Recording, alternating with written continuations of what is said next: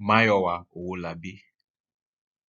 I'm a member, board of directors of the World Hypertension League and the regional director for the World Hypertension League, the African region.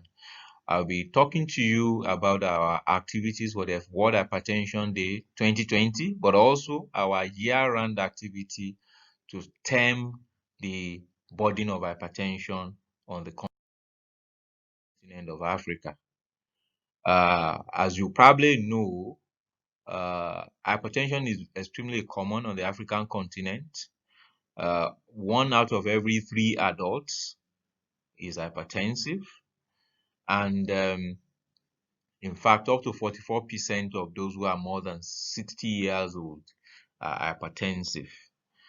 And out of this, only 7% have controlled blood pressure, meaning about 93% either do not know that they're hypertensive, they are not on treatment, or they are on treatment and they are not controlled. That's a very, very huge burden, perhaps the biggest globally.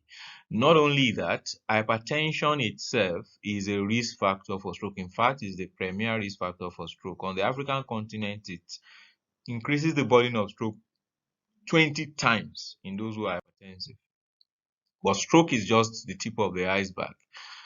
The population at risk of stroke and other complications of hypertension is very, very huge. And therefore, we need population-wide approach to stem the cascade of cardiovascular complications arising from hypertension.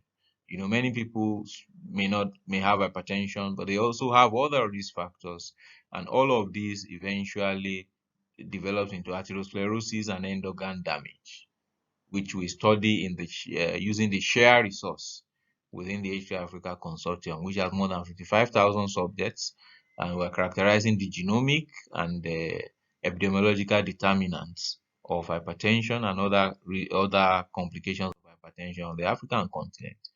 We're using a 4-pronged approach, meaning first of all, we need to be able to have information, surveillance about the burden of disease, the risk factors for that particular burden, and then be able to take care of acute complications like stroke, which may arise from it, and of course, prevent recurrence of such complications, and also rehabilitate patients. So there are many activities going on the African continent. In 2015, there was a PASCA roadmap on hypertension, which we think we could improve upon, and that includes about 10 different activities, ranging from guidelines, development and implementation, task sharing, screening, provision of resources for population level activities and control. Now, in Nigeria, which has an hypertension society, and I believe some other African countries also have this, recently the guideline for management of hypertension has just been launched. And there are other activities that are going on across the 36 states of the country, along with the Federal Capital Territory, in terms of surveillance and screening for hypertension, which we need to intensify. The Nigerian Cardiac Society is also doing a similar thing, also trying to intensify these efforts. And you can see screening and education taking place using vans and visiting communities, including even very remote areas.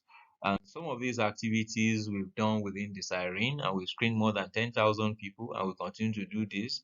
We take the gospel of hypertension control into different places, and of course stroke, which is one of the major calamitous complications of hypertension, which needs to be prevented. So we keep screening people, and we keep educating them about the complications of stroke, and therefore why they need to control their blood pressure.